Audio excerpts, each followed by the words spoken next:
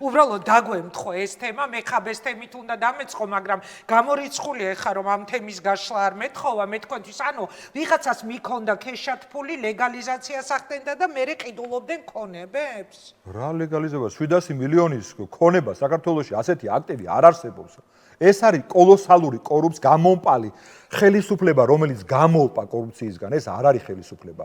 არ არის ეს ხელისუფლება, ჩანთაში 700 მილიონი როგორ ჩაეტევა. ეს არის უკვე რაღაცა რკინიგზის ვაგონი.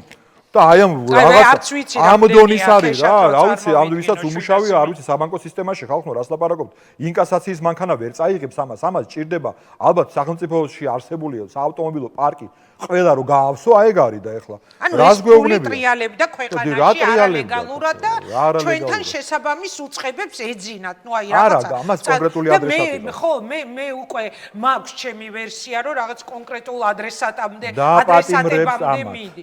რა თქმა უნდა დააპატიმრე ყველაფერი აქეთკენ მიდის, როცა ამაზე დაიწყო საუბარი, არავის არ ჯეროდა ლევანის ნათქვამის სიტყვების. მოხდა, დაიწყო მინისტრის მოადგილეებით, შემდგომ დასრულდა ეს მინისტრების პატიმრობითაც. დაიწყო ეს მითქმა-მოთქმებით, დასრულდა ტყვის როლით. ეს იმხელა ნაძარცვია, რომ ერთმანეთს ესვრიან. ამიტომ ეს ხალხი არ შეიძლება იყოს ხელისუფლება. თუ ვინმეს ეშინია რაღაც არეულობის, რაღაცა ნეგატიურს, კაცო, ამაზე მეტი საშიში რა არის? როდესაც ყველა საუბრობთ იმაზე, რომ ხელისუფლება ერთმანეთს ესვრის, ერთმანეთს ყელშია ჩავლებული და როგორ ამათ არათუ სახელმწიფოს მართვა არ უნდა მივენდოთ. არამედ ხოლმე რაღაც საწყობი არ უნდა მივენდოთ, იმიტომ რომ ეს არ არის ის ვითარება. ხო, საინტერესოა თვითონ როგორ გაშლიან ამ თემას, იმიტომ რომ სახელისუფლებო მედიის პორტალებზე უკვე ვკითხულობ რაღაც უცნაური განცხადებების შემომეფეთა რაღაც გაგდებულებთან სავარაუდო კავშირებზე და ასე შემდეგ. აი 4 ოქტომბერი, რომელიც თქვენ ახსენეთ, ამაზე მინდა რომ ვისაუბროთ მე ერთად მოვისმენთ კიდეც ირაკლი კობახიძის ახალ განცხადებას, მაგრამ ასევე მინდა დაგისვათ კითხვა ლევან ხაბეიშვილზე, რომელთან ერთადაც მოხდა თქვენი დაპატიმრება. წარმოუდგენელი კადრები ვნახეთ, იქ რაც ვნახეთ, თქვენ როცა დაპატიმრებული იყავით და იზოლატორში ბრძანდებოდით, აქ თქვენი მეუღლე იჯდა, დიდი პატივისცემა მას ჩემგან, არაჩვეულებრივი იურისტი და თვითონ იყო გაოგნებული, რომ ეს კადრები არც მქონდა ნანახეო, მოკლედ მიგაყოლეს ხაბეიშვილს. და აი ვისაც მიგაყოლეს ის კაცი დღეს აღმოჩნდა სრულ იზოლაციაში. ეხლა მე მიჭირავს ბატონო მურთას დადგენილება. ეს არის სახელმწიფო უსაფრთხოების სამსახურის ანტიკორუფციული სააგენტოს გამომძიებლის შაქრო ხარშილაძის დადგენილება. სხვა შორის ეს შაქრო ხარშილაძე აღმოჩნდა, ნოდარ მელაძე იმ დღეს პირდაპირ ეთერში ყვებოდა ამის შესახებ, გამომძიებელი, რომელიც თურმე უყურებდა რეაქციას ძალიან ხშირად და იცით თქვენ რომ ლევან ხაბეიშვილის დაკავების ბრალში არის რეაქციაში ეს თქვა ჟურნალისტმა ისუთხა, თეადეიშვილის გადაცემაში ეს თქვა ჟურნალისტმა ისუთხა. აი იგივე შაქრო ხარშილაძე გამოსცემს დადგენილებას, რომელსაც აწერს ხელს, რომ ლევან ხაბეიშვილი შეეცდებაო საქმეში გამავალ პირებთან მოწმეებთან დაკავშირებას ზემოქმედების მოხდენას, რაც ხელს შეუშლის სისხლის სამართლის საქმეზე ობიექტური ჭეშმარიტების დადგენას და აქედან გამომდინარე შეეზღუდოს პაიმანის მიმოწერი სატელეფონო საუბრის უფლება. ერთი უკვე ბევრჯერ გავიმეორე დღევანდელ გადაცემაში შეუძლებელია ჩვენი ისტორიიდან არ გაგხსენებოდა, იზოლირებულია მიმოწერის უფლების გარეშე, გადასახლებულია მიმოწერის უფლების გარეშე. აი დაახლოებით ამდაგვარია. გეხვეწები რა, იქ თხოვ რა. ხაბემ ქართულ ოცნებას შეუსრულა. აცი რა ვიცი, წერონ და იკითხონ ეს დადგენილები, რა მნიშვნელობა აქვს, რა დადგენილებები უშველიც აწი ამათ. ხაბემ შეუსრულა ქართულ ოცნებას. რითი შეუსრულა, აიდაში ჩანს. წერონ და იკითხონ აწი დადგენილებები და ოქმები და რა ვიცი რაც უნდათ ის. ყველაფრით შეუსრულა.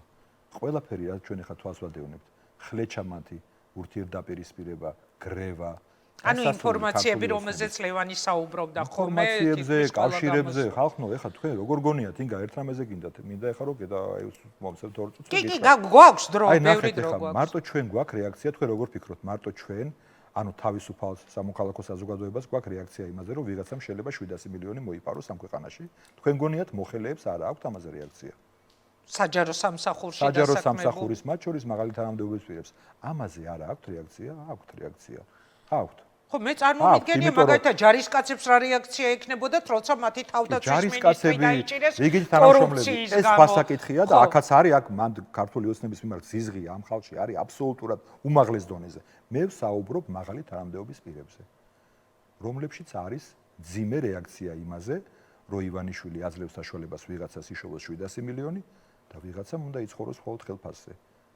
ამიტომ ყველაფერს ნუ გავხსნით ახლა რა, ყველა იმას, მაგრამ ასეთ შევხედოთ. ამიტომ ძალიან მნიშვნელოვანია 4 ოქტომბერი, მათ შორის იმიტომ, რომ ის ხალხიც, მე ვიზეთ თქვენ ახლა გესაუბრებით, ის ხალხიც ელოდება ქართველ ერს რუსთაველის გამზირზე 4 ოქტომბერში. შეგიძლიათ გადადამანახოთ ეს 4 ოქტომბერი და გეტყვით რას გულისხმობ ბატონ მურთას. წეგან ირაკლი ნადირაძე მყავდა წინა ბლოკში სტუმრად და მასაც დავუსვი ეს კითხვა, ბევრს არ მოსწონს ხოლმე განსაკუთრებით აქტიურ ოპოზიციონერ ადამიანებს, ოპოზიციურად განწყობილ ადამიანებს, როცა ამ ტიპის კითხვებს ვსვამთ, მაგრამ ეს კითხვა არსებობს. ისეთი თამასა დაიდო, ისეთი მოლოდინი გაჩნდა 4 ოქტომბრის ანონსის ავტორებისგან, აი მათ შორის ახლა თქვენ საუბრობთ ხო ამ 4 ოქტომბერზე, რომ ეხლა კითხვა ჩნდება ავტომატურად. თქვენ ყველანი, ვინც ამ 4 ოქტომბერს ანონსებთ, ამბობთ, რომ შევიკრიბებით და დავამხობთ მშვიდობიანად. მაგრამ თუ არ გამოდის ეს, აი მე რა ხდება, ვეღარ ვხედავ, ან როგორ ამხობთ, რომ მომიყვეთ უფრო მეტი. არანაირი თუ არ არსებობს. მე გეუბნებით, არა მარტო საჯარო სექტორს მიღმა არსებული ადამიანები, არამედ საჯარო სექტორში არსებული, მათ შორის მაღალი თანამდებობის პირები ელოდებიან ამ თარიღს, რომ ეს მარაზმი დასრულდეს. იმიტომ რომ ეს არის საყოველთაო მარაზმი, შეუძლებელია ეს ყველაფერი, ჩვენ ახლა ვუყურებთ, ეს იყოს ნორმალური ადამიანის შემოქმედება. და როგორ უნდა დასრულდეს ბატონო მურთას? მშვიდობიანად. აი როგორ, აი უყურეთ რას გულისხმობთ, რამდენი დღე და ღამე გადაბმულად ჩვენ ვუყურებდით პატარა ბავშვების დასისხლიანებას ქუჩაში, დარბევებს, წარმოუდგენელი ღამეები გაგვატარებინეს, მთელი სპეცრაზმი თავზე გადაუარეს ახალგაზრდებს, ჩემს შვილზე პატარა ბავშვებს და მაინც მოახერხეს რომ დარჩენილიყო. ამ პროცესში ქართული ოცნება დაინგრა. დაინგრა. ზუსტად ამ პროცესში ამის შემყურე მიხვდა ივანიშვილი რომ თავდება დრო, ამის შემყურე დაიწყო მან საკუთარი თანაგუნდელების დაკაჩავება და კონკრეტული დიდი ფულის მოთხოვნა, იმიტომ რომ თვითონ ყველაზე უკეთ ხვდება იმას, რომ მისი დრო იწურება.